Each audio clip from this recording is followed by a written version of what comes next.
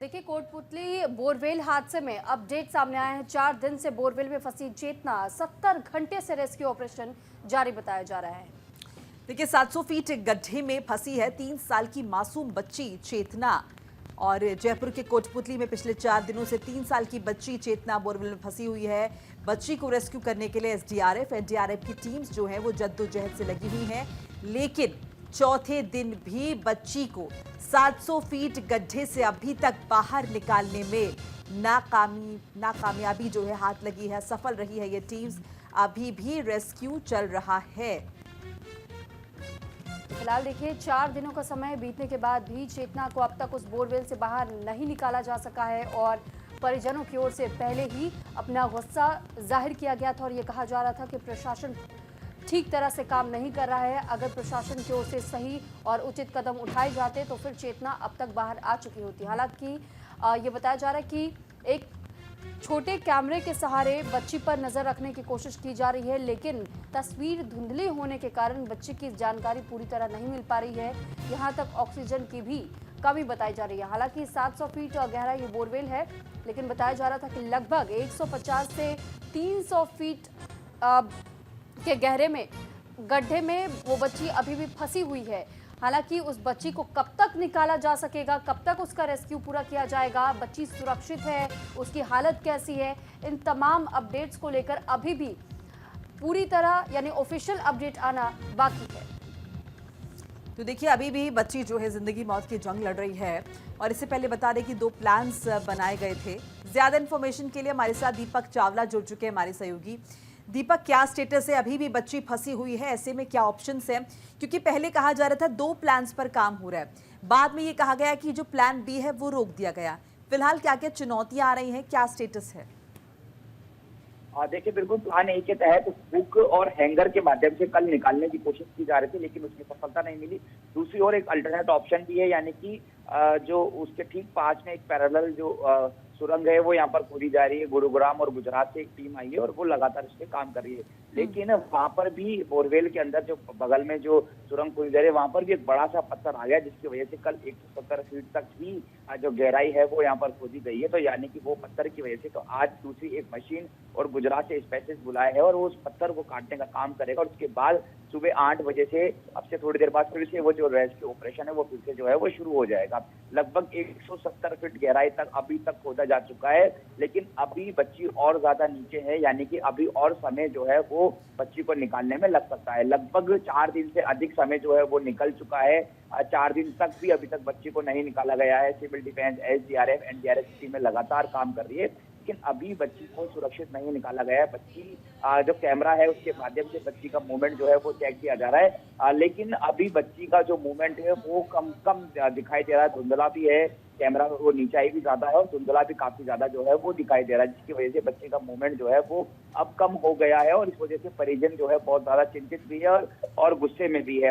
बच्ची की जो माता जी है वो लगातार 4 दिन से खाना नहीं खा रही है, जिसकी वजह से उनकी तबियत भी जो है बहुत ज्यादा बिगड़ चुकी है। उधर परिजनों में गुस्सा भी है कि आखिर इतने दिन, 4 दिन बीत गए, आज 5वां दिन है, 4 दिन बीत गए, लेकिन अभी तक भी रेस्क्यू ऑपरेशन जो है वो पूरा क्यों नहीं किया गया है? लेकिन सवाल ये भी है कि जिस तरह अब तक हमने ये हादसे देखे हैं, चाहे सबसे शुरुआती मामला प्रिंस का रहा हो, लेकिन उसके बाद हमने बैक टू बैक ऐसे कई मामले अब तक देखे और सुने जिसमें बोरवेल में बच्चे गिर जा रहे हैं और इसके बाद भी कभी कोई सबक नहीं लिया जाता है, बोरवेल को इसी तरह खुला छोड़ दिया जाता है।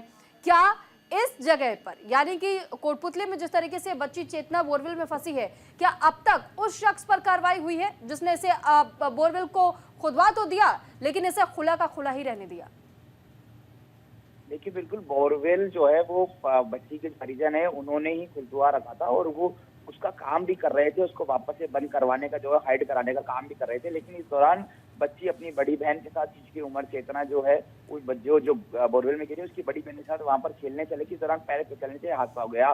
बहुत गंभीर आपका सवाल है कि जिस तरह से लगातार ग्रामीण क्षेत्र में इस तरह की घटना होती है, जरूरत है ऐसे में प्रशासन, एसडीएम और स्थानीय लेवल पर कि इस तरह से घरों को चिन्हित करे जहाँ जहाँ बोरवेल खुदा है।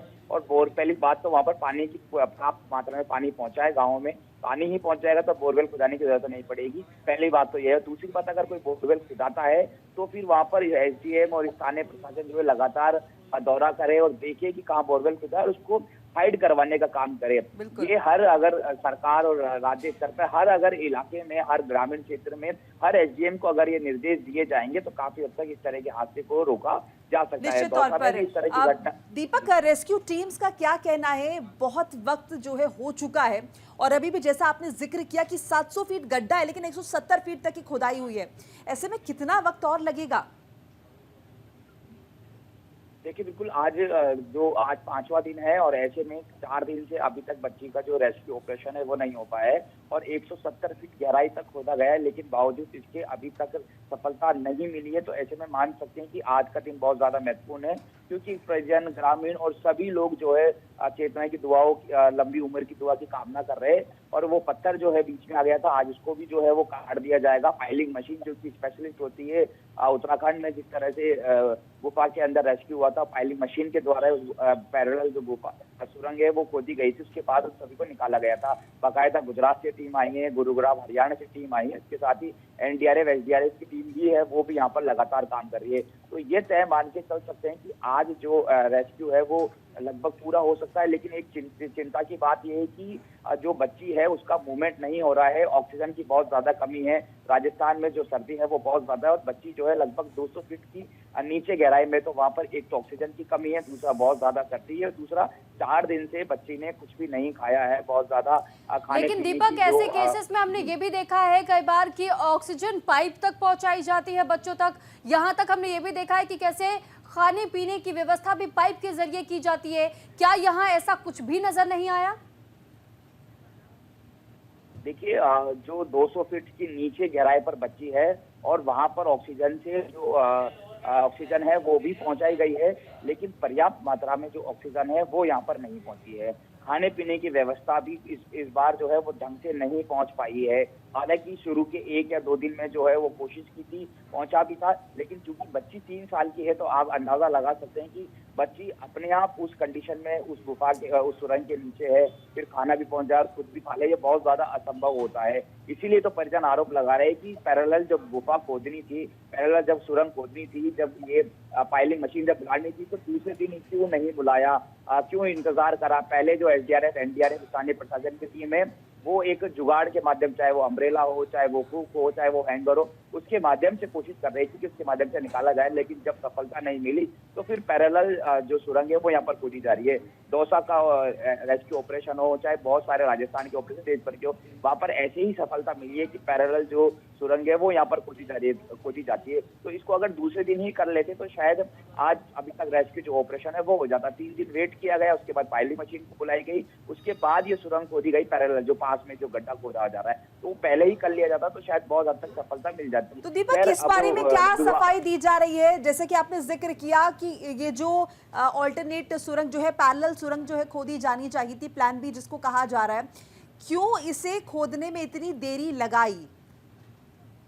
बिल्कुल, ये बिल्कुल निश्चित तौर पर दुर्भाग्य भी है और लापरवाही भी है कि इतना सेंसिटिव मामला है, बच्ची की जान जो है वो खतरे में है। और सबसे पहले तो यही कोशिश थी कि अम्ब्रेला टेक्निक होती है, हुक टेक्निक होती है, हैंगर टेक्निक होती है, और वो काफी हद तक सही भी रहता है कि सबसे पहले अगर कोई गिर गया हो तो फिर पैरेलल गड्ढा अगर खोदा जाता है, सुरंग खोदे, तो उसमें टाइम भी लगता है, तो सबसे पहले इन्हीं टेक्निक्स का इस्तेमाल किया जाता है। ऐसा भी है कि इनसे सफलता नहीं मिलती, इनसे बहुत बार सफलता भी मिली है, लेकिन मैंने कहा कि आप 4 से 5 घंटा, 6 घंटा, 7 घंटा ऐसी ट्राई करते, कोशिश करते, फिर उसके बाद नेक्स्ट डे ही या दूसरे दिन ही आप पाइलिंग मशीन को बुला सकते थे, गड्ढा खोद सकते थे, लेकिन आपने देरी की। तो प्रशासन जो है वो अपनी गलती जो है वो नहीं मान रहा है, स्वीकार नहीं कर रहा है, बस उनका सिर्फ इतना कहना है कि हम रेस्क्यू कर रहे हैं, और शायद इसीलिए ग्रामीण गुस्से में है, परिजन गुस्से में है, और जो भी ये खबर देख रहा है, सुन रहा है, वो भी गुस्से में है, क्योंकि बहुत ज्यादा लापरवाही की गई है। कल फाइलिंग मशीन आई है जो कि 2 दिन पहले आ सकती थी, वो थोड़ा लेट आई है, और लेट आई है तो अभी भी वो जो रेस्क्यू है वो नहीं हो पाया है। अभी 170 फीट गहरा गड्ढा जो है वो खोदा गया है, और उसके बाद अभी और गहराई में खोदना बाकी है। तो ऐसे में मान के चल रहे हैं कि आज एक वो जो पत्थर है उसको अभी 8 बजे से शुरू हो जाएगा, उसको हटा दिया जाएगा, फिर उसके बाद बच्ची का रेस्क्यू ऑपरेशन जो है वो काफी हद तक हो सकता है। लेकिन बड़ी चिंता की बात यह है कि बच्ची का मूवमेंट कैमरे में नहीं दिखाई दे रहा है। बिल्कुल। बहुत ज्यादा सर्दी है, बारिश भी राजस्थान में हुई है, कोटपुतली में भी हुई है और बहुत ज्यादा सर्दी है, खाने पीने की व्यवस्था नहीं है। तो अब बस एक दुआ की बहुत ज्यादा जरूरत है। हम भी उम्मीद करते हैं कि हमारे दर्शक भी ये दुआ करते हैं कि बच्ची जो है वो सुरक्षित और जीवित जो है वो बाहर आए। ऐसे में मान के चल रहे हैं कि आज का दिन महत्वपूर्ण है और आज के दिन शायद जो है अच्छी खबर आए और रेस्क्यू ऑपरेशन पूरा हो।